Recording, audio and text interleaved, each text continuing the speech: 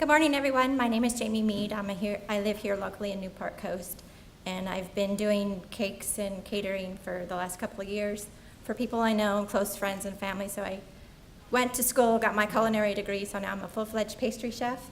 So I do less than 20 people, catering, small catering events, specialty items, specialty cakes, artisan breads, whatever you need. Something if you're just having a small intimate dinner at home or you want some bread for your special holiday meal, I'm happy to do that. And please enjoy the quiches that I made this morning. My cards are back there. Thank you. Be sure to pick up a card so that you can get a hold of her. And Chris from Blue Water Grill, which is a wonderful restaurant. I hope you've all been there. And if you haven't, you need to go. Hi, you guys. Thank you so much for having us. I've been with Blue Water for the last 16 years. Chef Jason has put together our smoked salmon with dill cream sauce and the parfait, which is fantastic.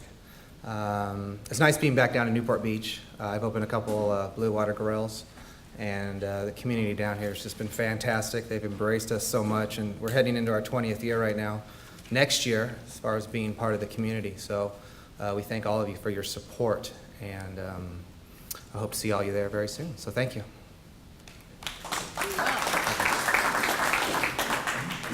Thank you, Chris. And Jessica from the Catalina Island, I'm going to get it right, the Catalina Island Medical Center Foundation. It's only 5 words. It shouldn't be that hard. It's a mouthful. Good morning, everyone.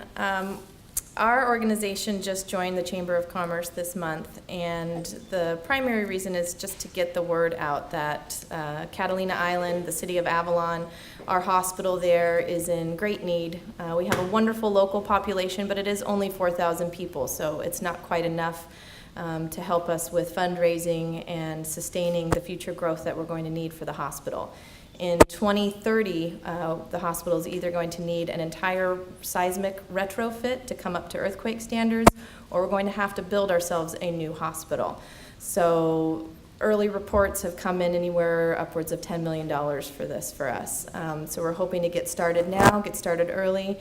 We've chosen Newport Beach as our first point of contact to the mainland, and we're going to be working our way up and down the coast to all the communities that benefit most from visiting our beautiful island.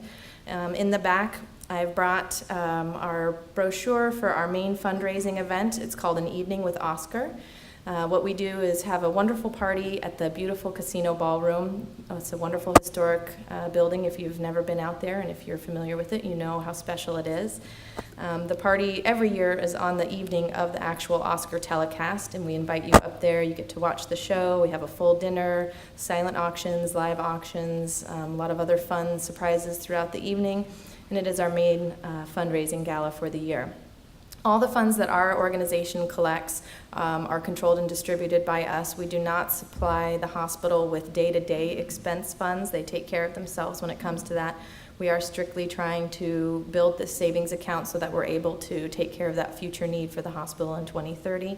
I welcome any contacts, whether you're in construction or consulting, anything that you might think we could benefit from as we're in this development process. We're just getting started with our community outreach on the island to assess the needs of what we feel the hospital will need to grow into.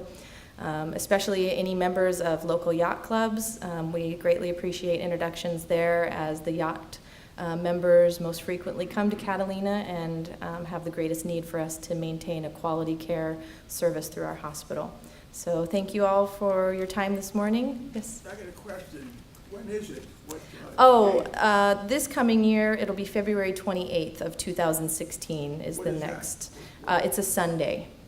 Sunday night. So we work packages and work together with the express boats to get you out there, and I'm happy to have more conversation with you. Okay. Absolutely. All right. Thank you all very much. Thank you, Jessica, and thank you, Stan, for the reminder. It's February 29th, I think she said, 25th. Thanks, Stan. 28th. Okay, there's There's brochures in the back. Please pick one up. I know that we all benefit from visiting Catalina Island, so there's no reason for anybody not to support that. That's wonderful. A big shout out to Wells Fargo, our sponsor, and I want to bring up Steve Rosansky, the president of the Chamber, for just a minute. Hopefully for more than just a minute. In any event, thank you all for coming this morning. We had a great program for you. Actually, if the panelists, they can maybe start making their way up here and join us at the seats on the right of me. In any event, I'd like to introduce a few of the VIPs that have showed up this morning for our program. So we have Diane in the back, our Mayor Pro Tem. Scott Piotr, tall guy in the back, one of our City Council members. And Pierce Swan over here, he's with the Irvine Ranch Water District. He's selling extra water if you need any. They got lots of it over there, all that savings. And I'm sorry? Good planning, yeah, he's hoping for rain. In any event, we do have a great program. It's interesting, it's Jennifer, right? With the Jennifer's here. No, not Jennifer, or Jessica, who's the hospital? Yeah.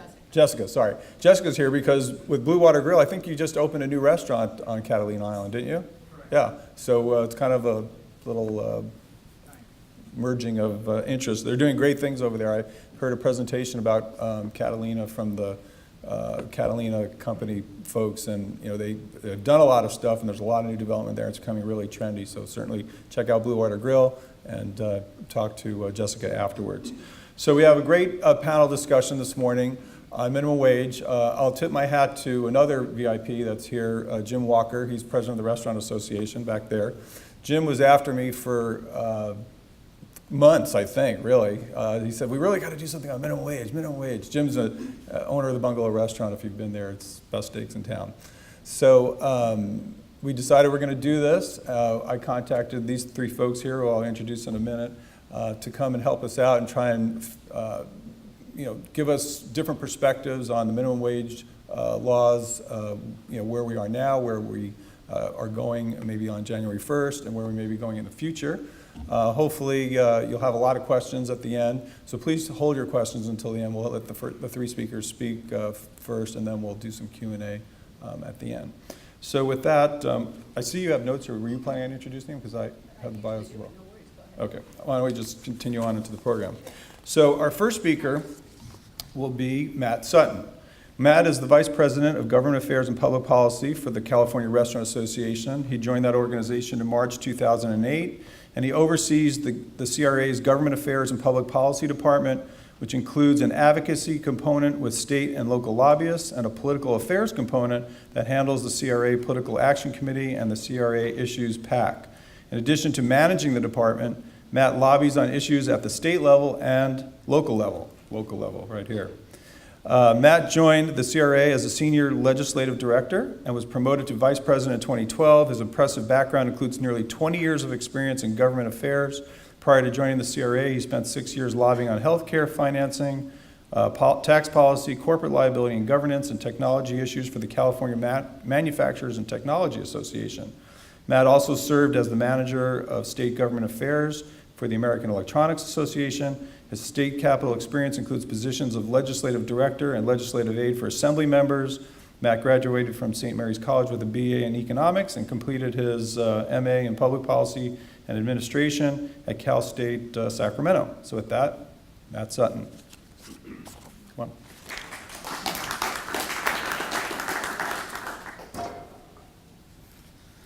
Well, good morning, everybody. Thank you. Thank you to the Chamber, and thank you to the library and our panelists as well. As you heard, I'm Matt Sutton. I'm with the California Restaurant Association.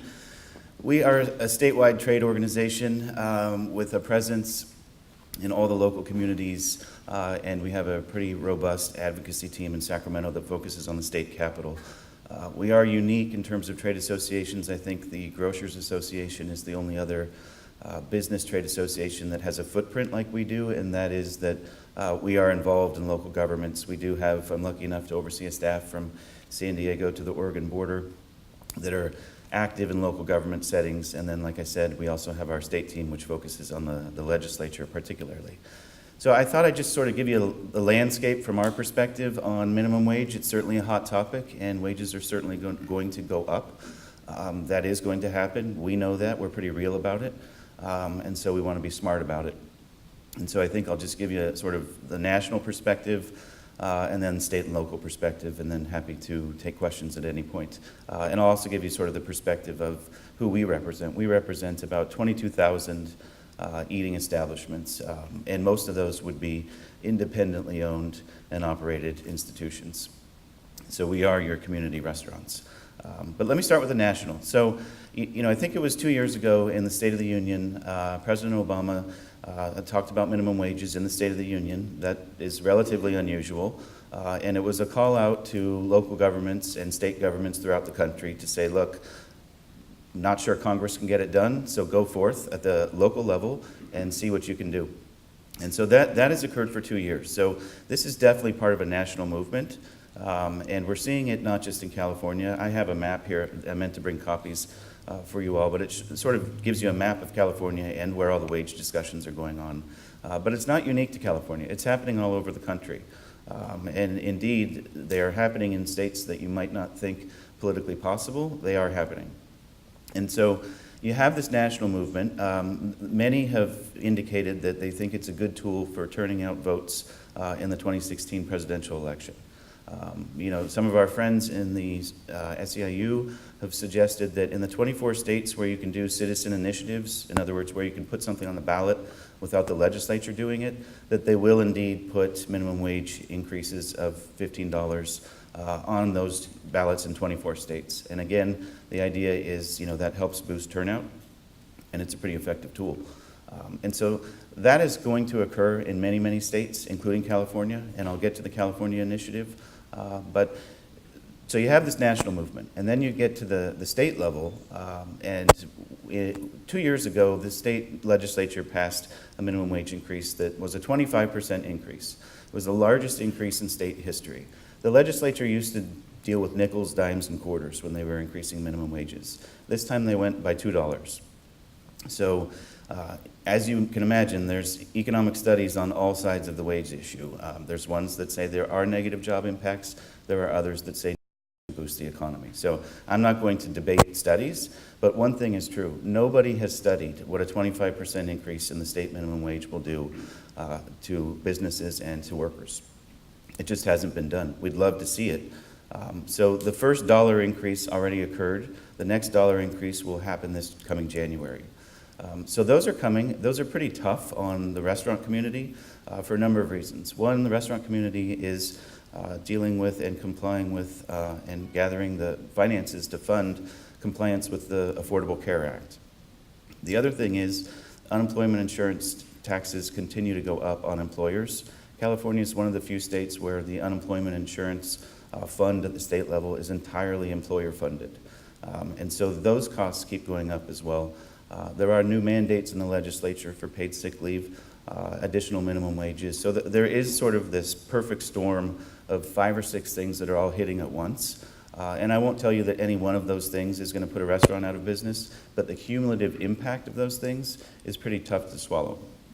And so that's the cost pressures that many restaurants are feeling. And then, of course, coming out of the worst economic recession since the Great Depression, people are very cautious. People took out a lot of loans to stay open, and they're now paying down those loans. They're staying lean on staff.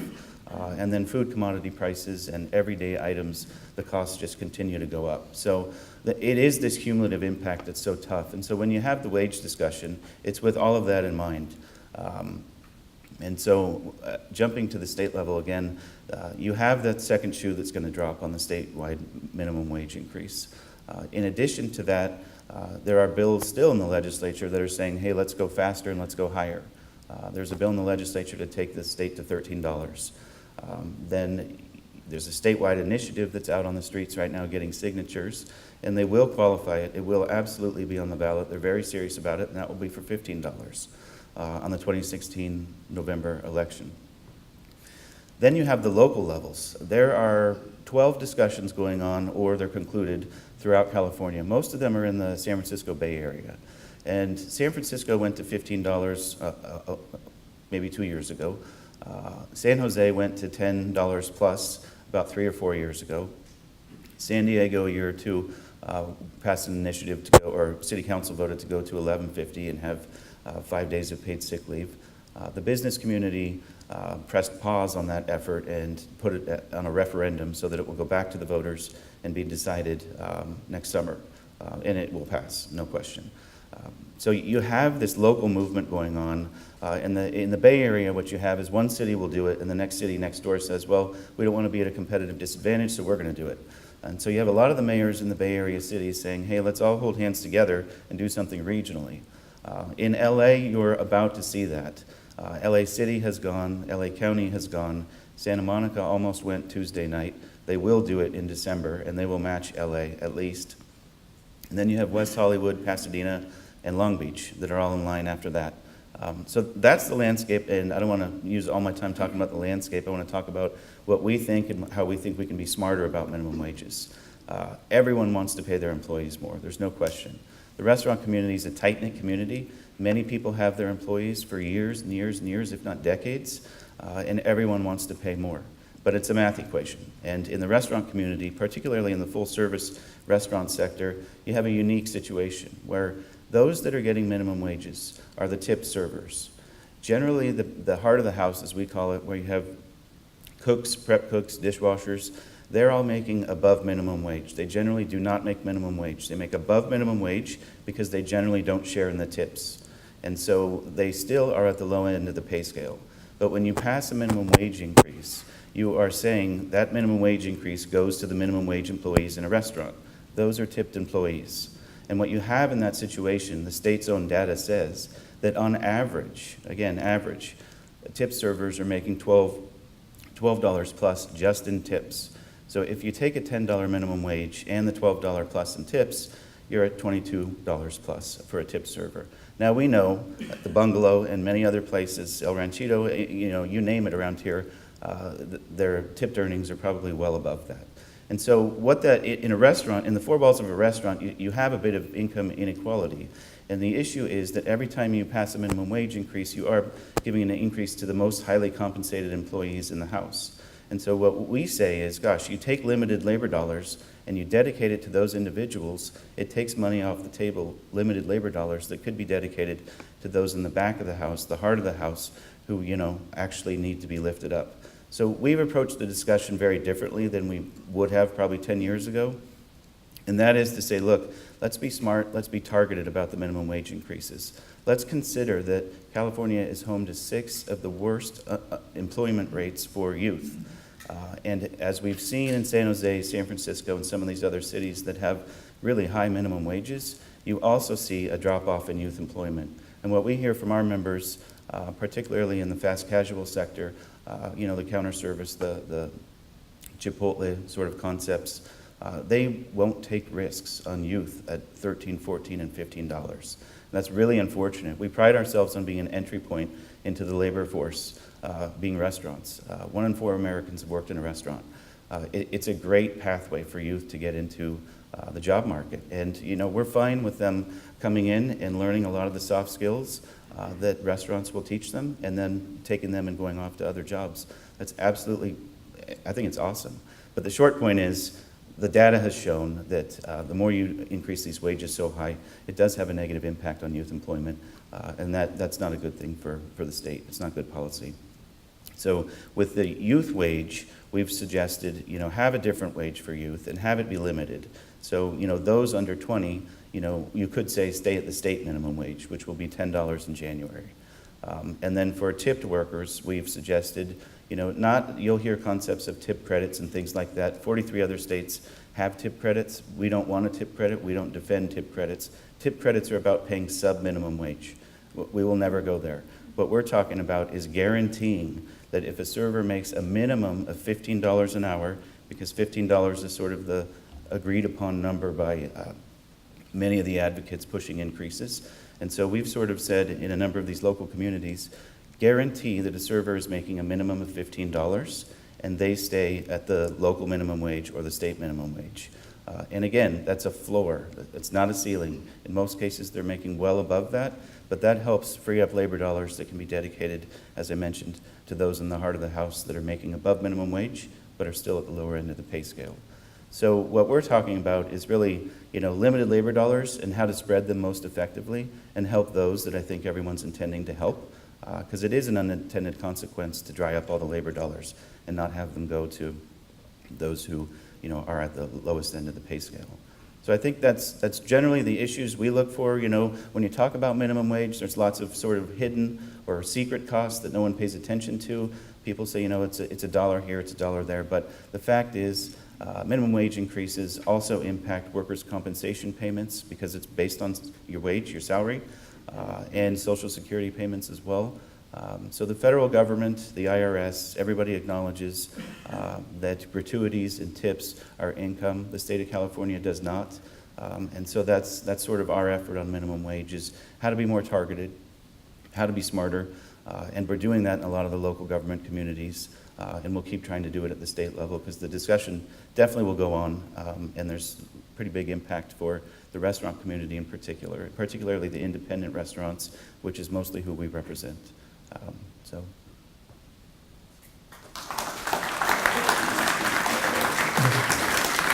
Thank you, Matt. Okay, so we've heard a little bit about the industry side or business side, and so our next speaker is going to be Jennifer Muir. Jennifer is the general manager of the Orange County Employees Association, which represents approximately 18,000 workers in Orange County who keep our community safe and healthy. She is also a board member for the Concordia University Center for Public Policy and serves in collaboration with community and labor organizations across the state of California. She writes a weekly column in the opinion pages of the Orange County Register about issues affecting working people. Jennifer came to the OCEA in 2010 from the Orange County Register, where she was a nationally recognized investigative reporter and covered beats across the county, including county and city government, healthcare, and legal issues. Before the Register, Jennifer wrote about crime on the South Texas border. Oh, we should talk about that afterwards. Let's see, is Trump right or wrong? Okay, we won't go there. South Texas border. South Texas border in the city of Brownsville. She grew up in Garden Grove and graduated from Pepperdine University, and hopefully Jennifer will give us a little bit about the labor side of the equation here. Thank you.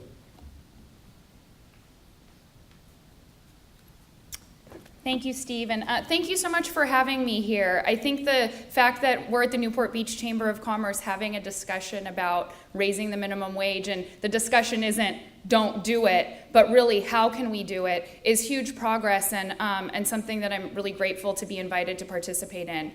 Just a little bit more background about me. Obviously, as Steve mentioned, I am the general manager of the Orange County Employees Association. Just started there actually this past 2 months ago when my predecessor, Nick Berardino, whose name you may have read in the paper from time to time, retired.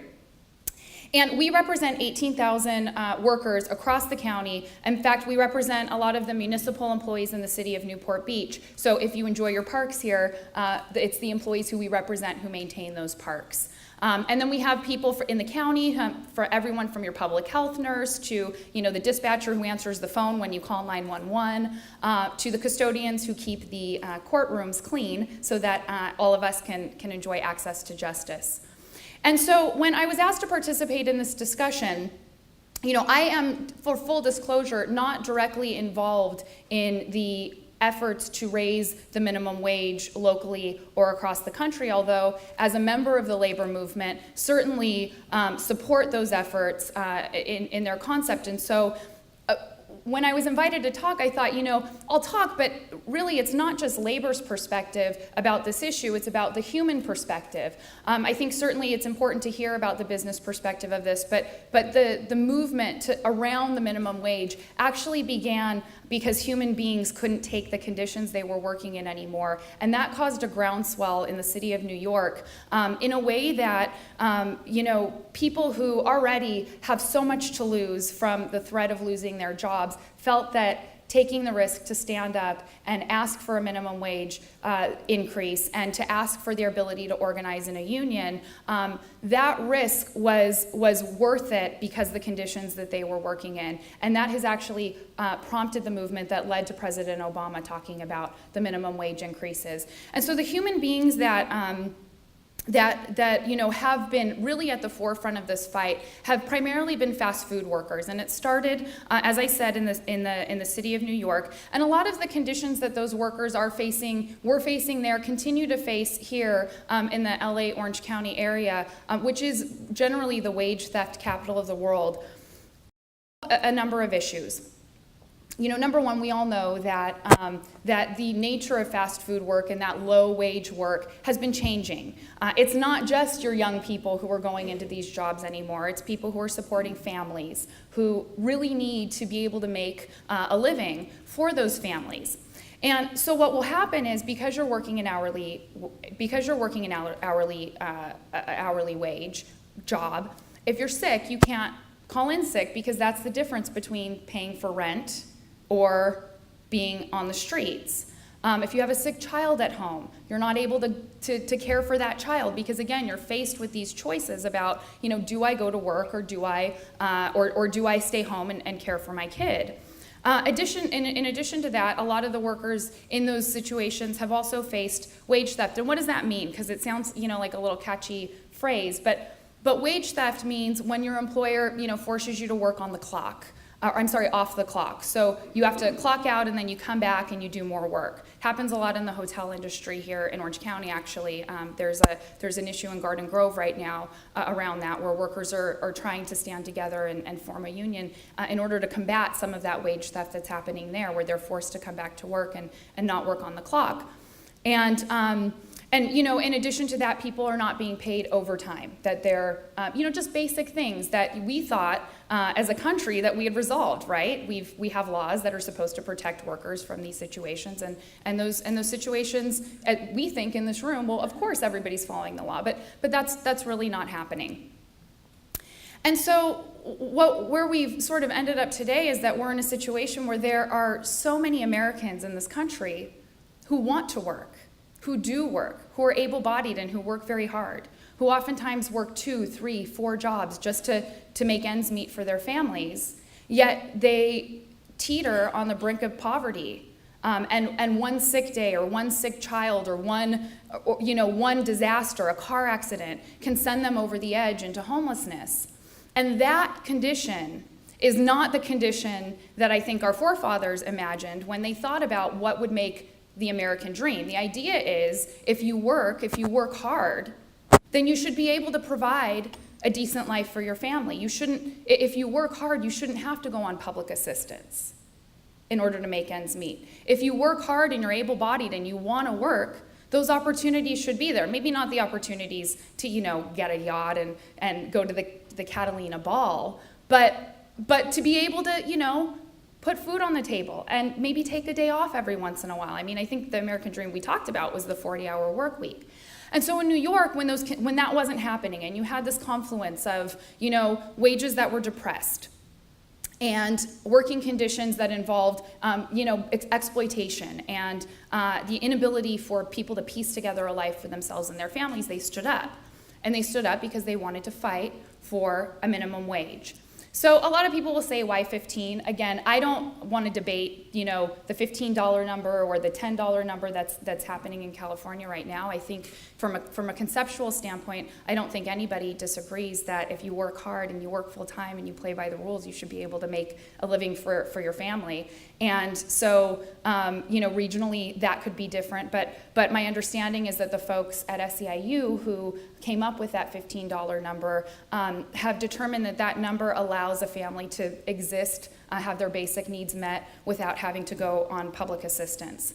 And the reality is today that that more than half of low-wage workers in the fast food industry do use some form of public assistance to meet their basic needs, and that costs the community $7 billion annually on a federal level. And so while there are certainly challenges with businesses trying to grapple with how do you phase in this minimum wage increase, how do you approach paying workers the wages that they need to live, the fact of the matter is the consequence of not doing that, of not having the discussion around raising the wage, of not moving toward a wage that provides the workers who are making your business rich or your business successful, that the reality is that the rest of us as taxpayers are picking up the slack, and we truly are subsidizing those corporations especially that depress wages for their workers and try to game the system. So what we're seeing a lot about today in terms of the landscape in California, along with the low wage jobs, which, by the way, are not just limited to the restaurant industry. As you know, Walmart jobs are another example. One of the other consequences of this, of the sort of moment that we're in right now with the Affordable Care Act and some of the restrictions that have come along with that, and improvements that have come along with that, is you have some corporations that are actually reducing hours for their workers so that their income falls just below the poverty line so that they qualify for public assistance like Medicare, and they won't have to pay that trigger so that Walmart won't have to pay for their health insurance. We see that happening in these big corporations across California, and that's wrong. And making efforts toward raising the minimum wage will help combat that type of gaming the system that really is a little complicated to sort of talk about with quick sound bites, but does impact our communities and impacts our communities in a significant way. So this effort, these really brave people who risked their jobs, who risked their families, and who stood on the front lines in New York and then later in Chicago, they've really made this discussion in this room possible, and I think that's pretty incredible.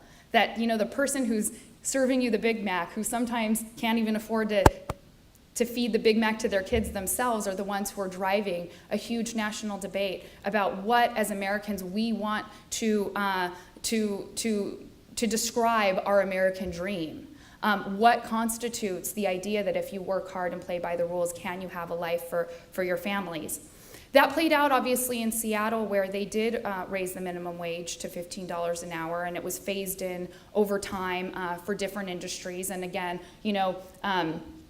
as Matt mentioned, there are a number of studies, some backed by the business community or by the restaurant community, that say, if you raise the minimum wage, it's going to put businesses out of business, and workers are going to get more reduced hours, and that the community and the economy will suffer.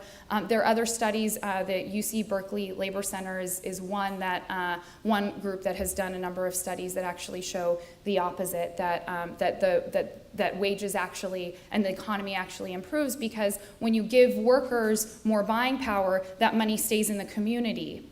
Instead of allowing just a couple people who are at the top, the business owners who certainly have taken the risks to build the businesses, when all that wealth is sort of situated with a fewer number of people, studies have shown that money ends up in bank accounts and offshore accounts, and is much less likely to be infused back into the community. The easiest way to raise the wealth in a community is by making sure that the people who live in that community have enough money to spend money in that community. So when Seattle actually raised the wage to $15 an hour, we heard a lot from people in the restaurant community who said, this is going to put me out of business. I'm going to have to lay off workers. I don't know what I'm going to do. One was Ethan Stoll. He's just going to read a little quote from him, because before the minimum wage was passed, he said, he operates 9 restaurants, and in March 2004, he said it would cost us $1.6 to $1.8 million a year.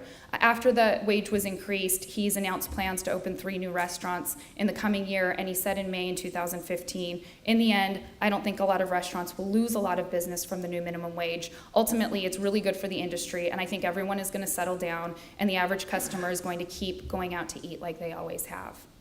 So it was a change. And I think I guess I'll sort of close with this because I see Steve standing up and letting me know I better get off the stage. But you know, for every minimum wage increase from the dawn of time, it's posed a challenge to businesses. And I think every minimum wage increase proposal from the dawn of time, you've had somebody who's said the world is going to end. And yet we've raised the minimum wage, and we live in a country where we still hold the values that make us so great. That if you work hard, that you should be able to provide a family a decent living for yourself and for your family. And I think that's what this discussion is about. So again, thank you very much for having me.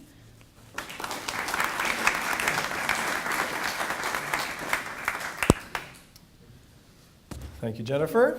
Okay, and so we'll move on to our last speaker.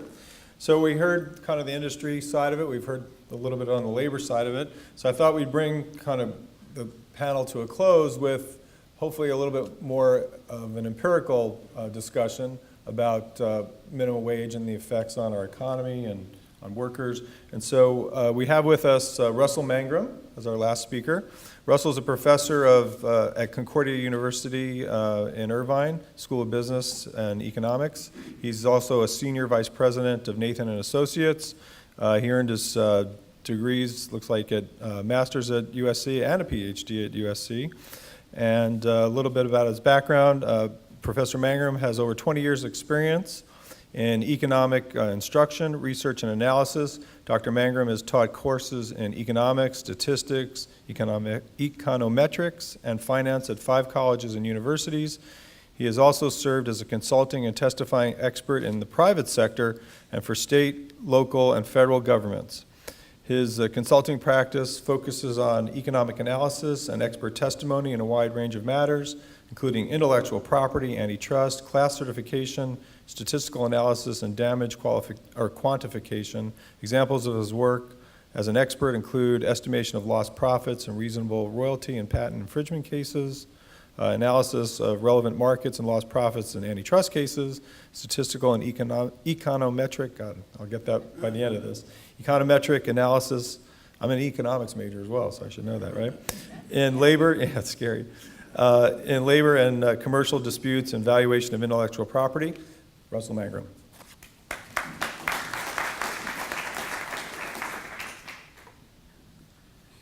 Good morning. Thanks for being here. I'm going to start my PowerPoint presentation, if that's okay. Yeah, go ahead. Thanks for that introduction. I should shorten that paragraph. That sounded too long as you were trying to get through it. One less econometric. Yeah, one less econometrics. I want to talk a little bit about some topics surrounding what's been mentioned, and I think to begin with it might be helpful about different types of ideas surrounding the minimum wage and concerns about it and proponents of it. And I think from my point of view, there's one of 3 things, and probably all 3 that are leading to this topic. One is the concept that as a country, as an economy, we're doing well enough that everyone should have a certain level of economic well-being. So this is really rooted in, should there be some level of well-being that individuals don't fall below, that we shouldn't have a system that should let that happen, that we should fall below. That's one idea. We might call that the social concern and a noble concern. At the other end of the spectrum, there might be an idea that there's something wrong with the efficiency of the way businesses are operating, that actually labor is worth more, but something's getting in the way, and maybe some fine-tuning could help there be a little more efficiency, right? And then in the middle, there may be, I've heard phrases such as exploitation or gaming the system or wage theft, and that kind of falls in the middle in the sense that there may be just some wrongdoing or things that maybe should be, have some light shed on them. All of those might lead to it, and so I think it's important to keep in mind, well, which one of those do we think are the culprit, and maybe it differs by region or by industry, because they may call for a different approach. Let me give a couple of highlights, and all of us are probably familiar with some of these things. If you take a minimum wage, and I know we're above this now in California, but if you take a $7.25% minimum wage at full time, you've got about $15,000 a year, far below poverty, right? A number that should draw attention.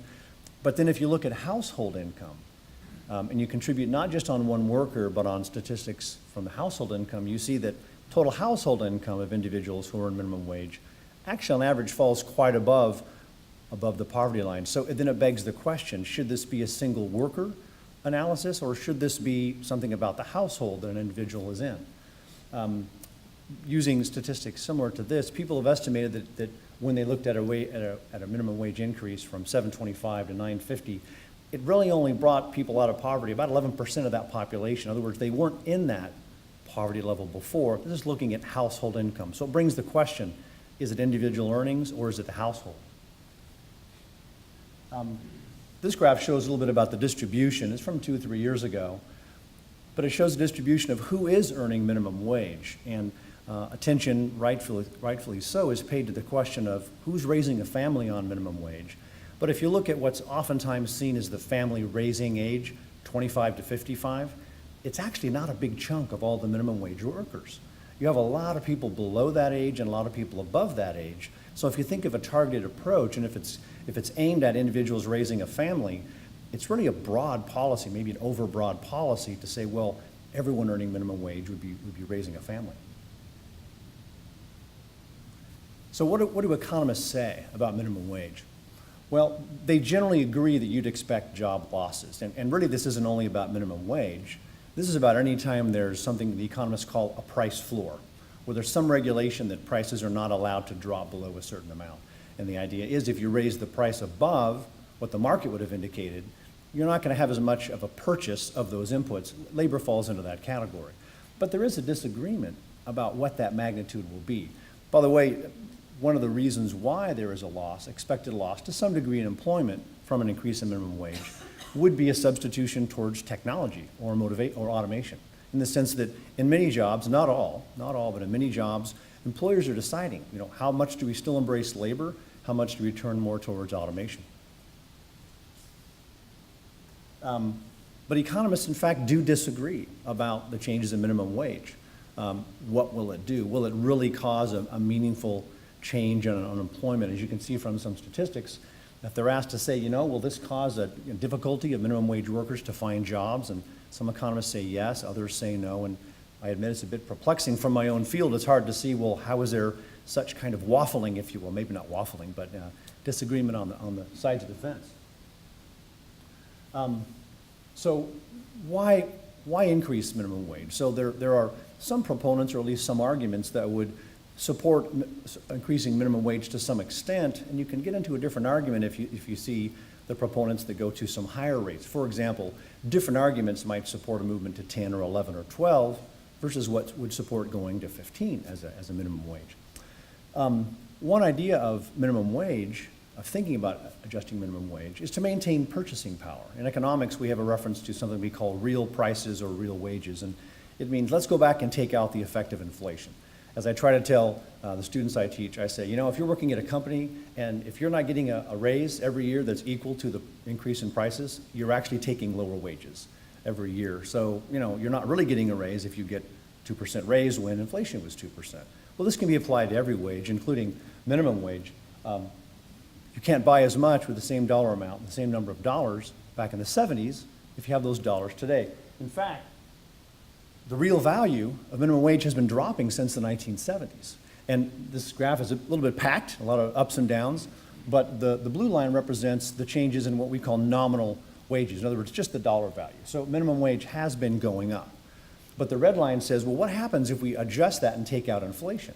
And you can see the red line is dropping since the late 60s, which means the real purchasing power of the wage has been dropping over time. And even with the increases we've seen recently, we're still a little bit below here in the 2010s of what it was. So this would support the idea that, well, some minimum wage increases is just maintaining purchasing power. It's estimated, by the way, that a minimum wage now of somewhere about 9 to 10, I think 9.75 was an estimate I saw. That's just to keep the purchasing power the same as back in 1970 or the late 60s. So is there an ideal minimum wage? No one really agrees on that or would support that, but there is an issue of geographical, regional differences. If you look at something like $15 an hour, well, that could seem much more inappropriate in one region than another. We see it in large cities where the cost of living is already relatively high. So some people will say, well, even if there should be a change in minimum wage, it should be different regionally because there simply isn't the same cost of living in regions, right? One suggested approach for finding maybe an ideal minimum wage would be to say, well, how about half of what the average median income is? And that could be changed regionally, or it could be monitored regionally. That would put it somewhere around $9.75. So again, it points to this $10 rate, if that was the tool, to look at maybe half of what the median wage earning is in the country. So I think we've touched on this today, and some of us know about it. What are we seeing, right? So the wages around this area, Southern California, $15 an hour in LA by 2020. UC employees are at $15 an hour if they're over 20 hours a week. Been proposed to go to $15 statewide. We've heard about that, right, by 2021. Irvine, by the way, went a little bit counter to this recently, going against the prevailing wage statute, right, and went the other way and came back down to what the state minimum wage would be as opposed to the higher rate. One way to think about this is that a minimum wage effort, regulation-wise, law-wise, is kind of like efforts of labor unions. Labor unions have been around for quite a long time, but the efforts of labor unions were to raise the wages of labor union employees, but it's been recognized, labor unions haven't really disputed, they knew this would have a decrease in employment. In other words, it's known that some of the younger labor union workers may not get the jobs, but they will eventually as you hang on. So it's been known that there is an employment effect, but again, it relates to how big will that effect be. Oftentimes the way unions are able to have these effects is because they basically gather bargaining power, right? They pull together the votes of workers, so to speak, and they have the effect to maybe bring up the wages. We have seen unionization falling off in popularity over the past 10, 20 years. It's not been the union membership has not been as large as it has been. Some suggest that's because people aren't feeling it's as successful as maybe they had hoped it would be or felt it was earlier in time. There's been times where labor unions have actually asked specifically to get flexibility and be exempt from minimum wage, that they feel they'd be more competitive if they could actually be able to be below the minimum wage, which I think is interesting. There's a view of if they're able to go below minimum wage, that might give them an advantage vis-a-vis some government contracts, for example. They want to focus, obviously, labor unions, more on the total compensation package, and that may be one of the reasons why they're not so focused just on the dollar amount of the minimum wage, but or the dollar amount they would earn, but also the value of the other resources and other types of benefits. I mentioned this motivation was to be competitive sometimes to get a relaxation from the minimum wage. So the economic underpinnings of wages generally, not just minimum wage. Income increases when labor is more productive, right? Productivity. If you think about developing countries, the firm I work for consulting sometimes does a lot of work in international development. And the focus there is not often on just trying to redistribute the income among the country, but trying to do something to increase the productivity of workers. Oftentimes, especially in developing countries, the idea is on capital accumulation.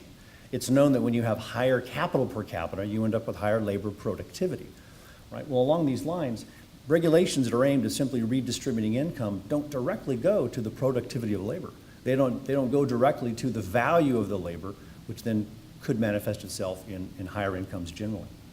More tailored approaches may have better luck. In other words, looking at why we have wages the way they are, as opposed to simply trying to use regulations to raise them. Right? The thing economists really hold true, maybe more than even reality sometimes, is they hold true that prices are precious. Prices are signals.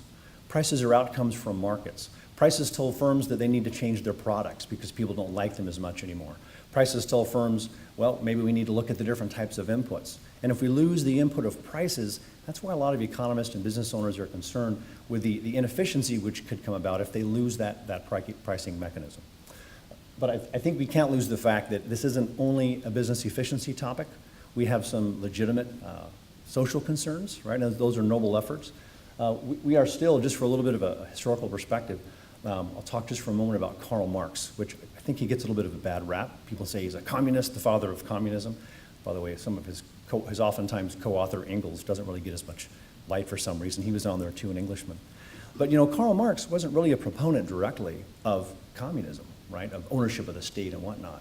He came at a time, among other authors, economic thinkers, at a time when it was noticed that as we came out of the settled agriculture epoch of economic development and we started into long-term gains in productivity, industrial revolution, sometimes people call that.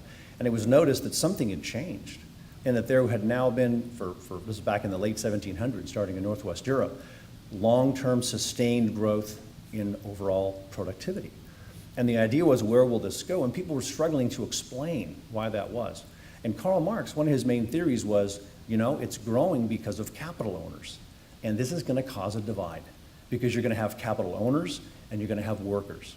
And the support of communism was just that he thought it was going to be one of the only viable type of economic systems, because there would be so much class conflict, because he knew that capital owners would have so much more of the returns than there would labor owners. So it wasn't that he proposed it philosophically, as opposed to how otherwise will we solve this problem.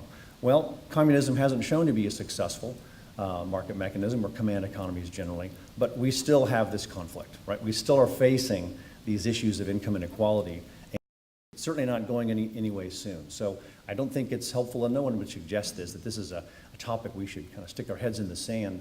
But there are issues of economic efficiency, and then the reality of this conflict, which happens when there's such diversity in incomes across the country. Thanks.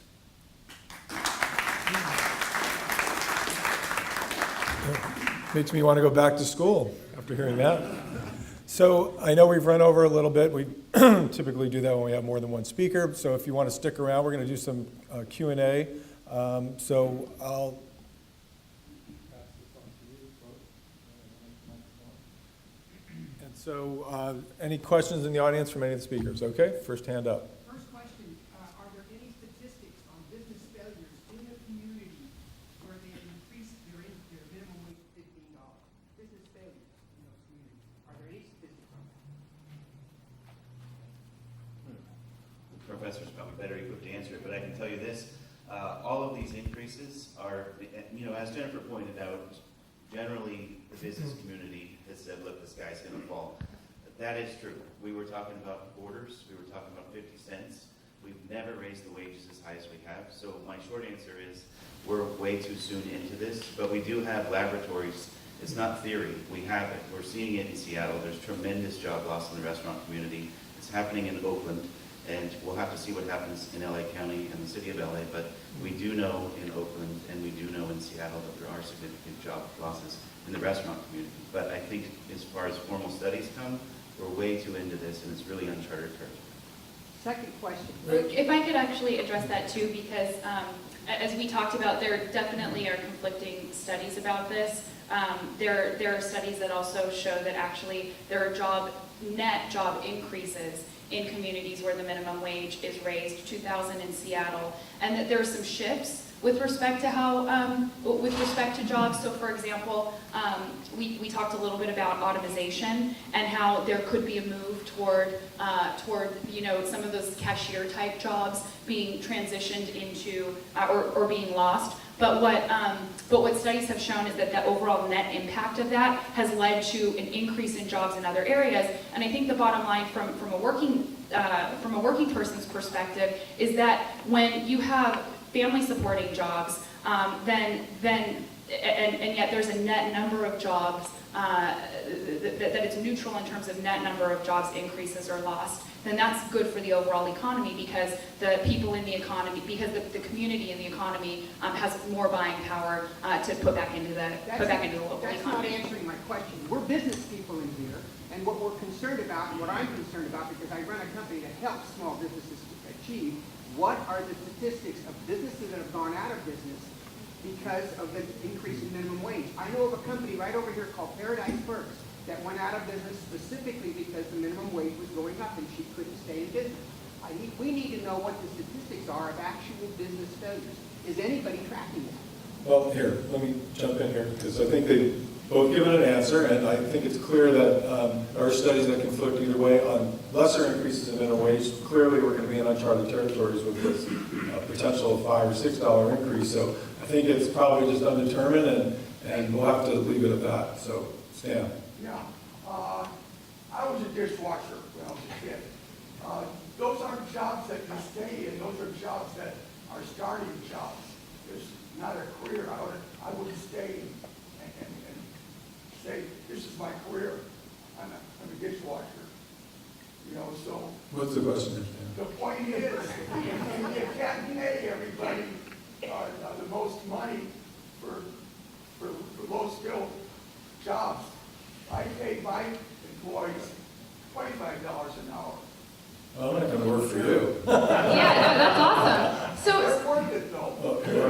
So if I could just respond to that, because actually the low-wage job sector is the fastest growing job sector in our economy right now. So when we look at overall job growth, the areas of growth that you're seeing the biggest percentage of increases in jobs are in the low-wage sectors. And when you were a kid, you're right. Somebody may not have stayed in a dishwashing job, but what we're seeing now more and more is that the vast majority of low-wage workers truly are workers who are supporting their families. And I think it's kind of interesting that now we're having a discussion about how, okay, well, we know the minimum wage isn't enough to support a family, but if you put two minimum wage earners together, then they might be able to eke by. Surprise, great. And I don't think that's what we stand for in our country. I think the idea is that, especially with women keeping the predominant amount of low-wage jobs, that the idea that a worker should be able to make enough to live on, I think, is just not, you know, and then to talk about, well, okay, maybe young workers shouldn't get paid enough.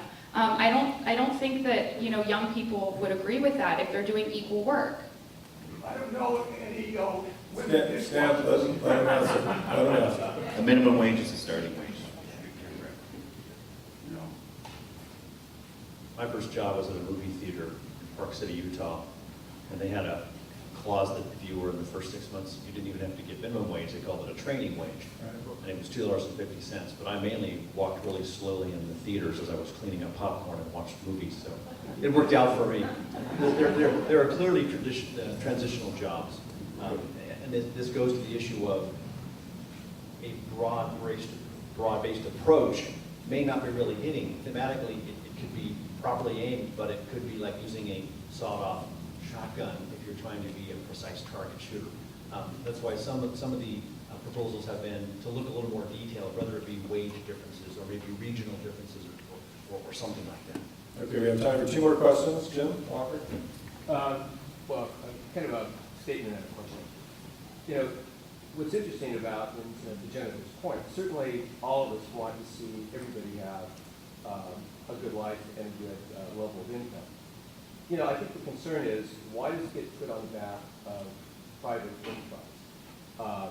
The fact is that, as Jennifer said, the minimum wage has gone up and business continues. But the other fact is, the minimum wage has gone up and there are more people unemployed, more people on food stamps in the history of our country. So the minimum wage hasn't really mitigated that issue. The other thing is, with the minimum wage going up, you talked about Seattle.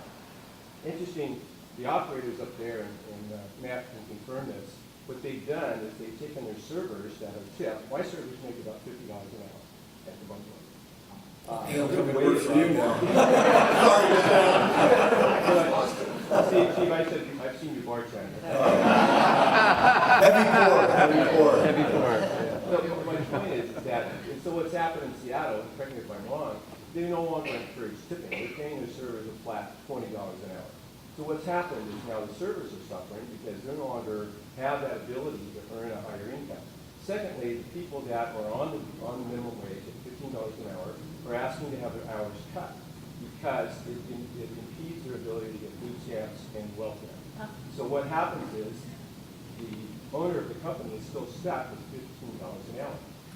For the bungalow, just to bring it close to home, a quick study indicates that if we go to $15 an hour, which is about a $5 an hour increase, that's about $100,000 a year out of our income stream.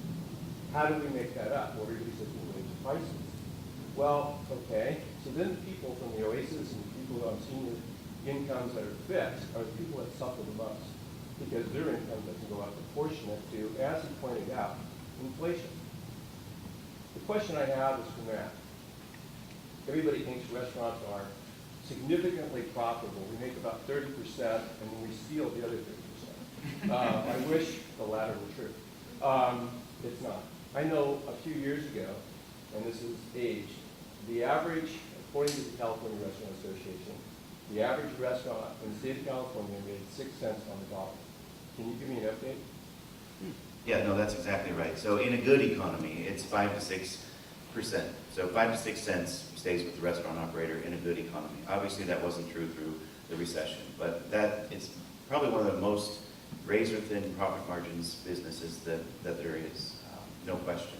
And to your point on Seattle, yeah, we're also seeing that in other places in California that do have these super minimum wages. And the issues for full-service restaurants are what I talked about in regards to considering what many of the labor unions consider as well as this total compensation.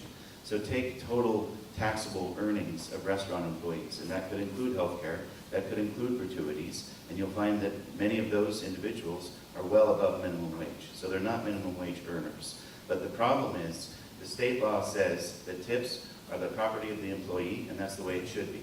But if you have a service charge enables the operator to disperse the funds throughout the house, including the back of the house, the heart of the house, the people that, as I mentioned, make above minimum wage but are still at the lower end of the pay scale.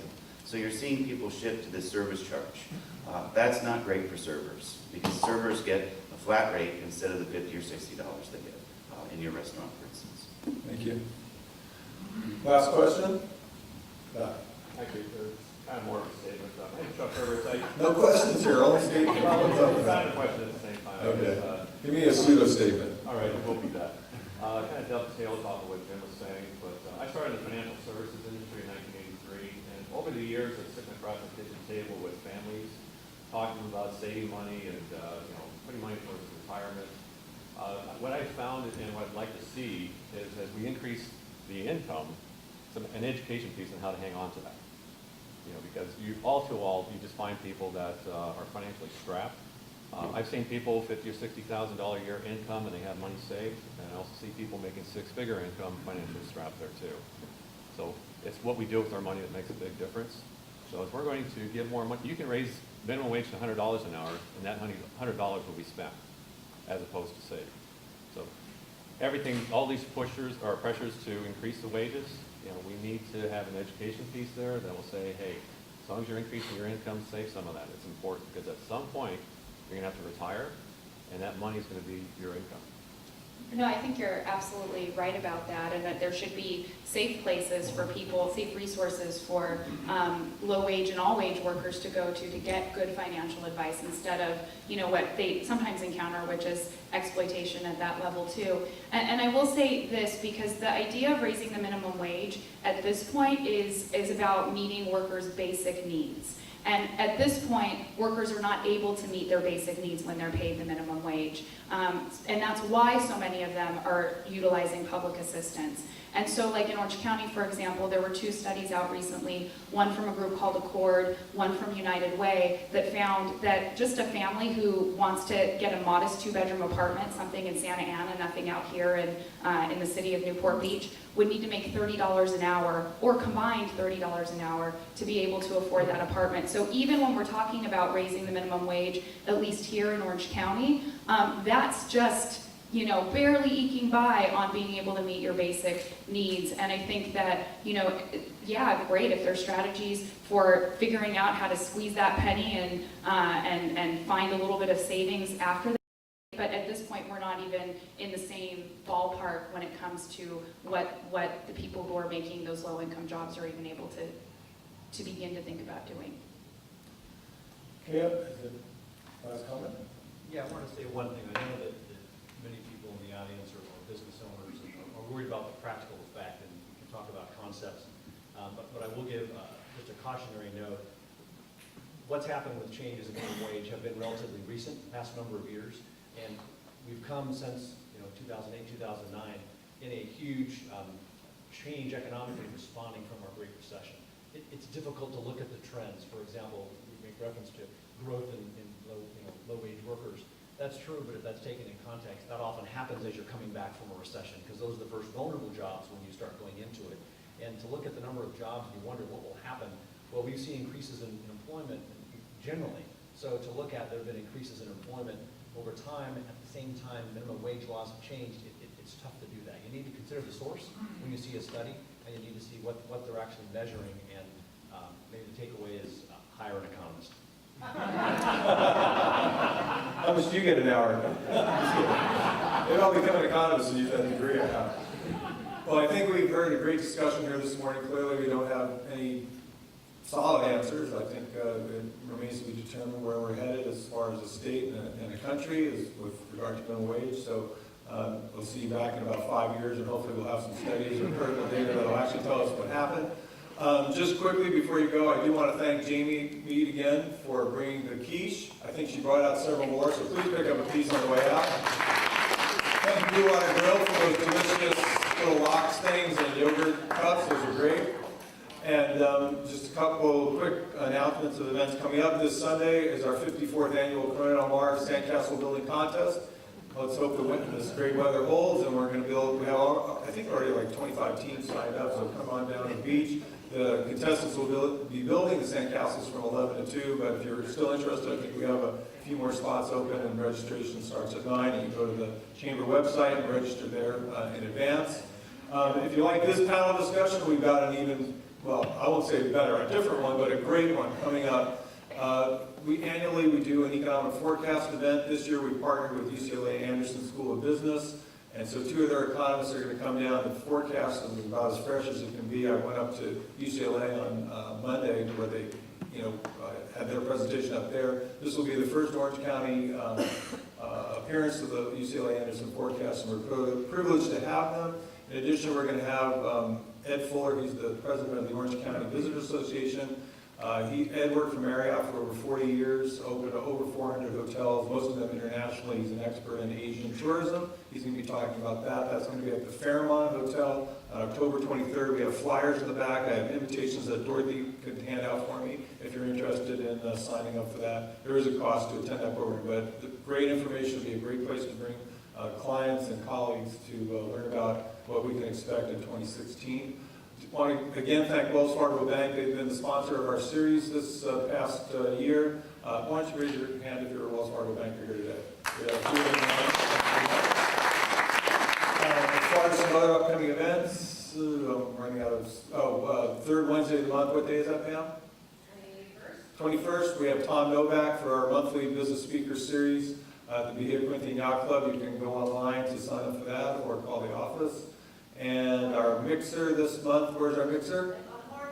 On the Hornblower. So if you want to cruise the harbor, we're going to be on the Hornblower this month. That's always the first Thursday of the month. And last but not least, if you're not a member of the Chamber of Commerce, you should be. Please see Jim Miller's back there. He's our new membership director. And it's the only way we can bring you quality programming like this. If we have a strong base of membership support that allows us to do these free, basically a free program for you. So thank you all for coming. Sorry we ran late. Have a great week.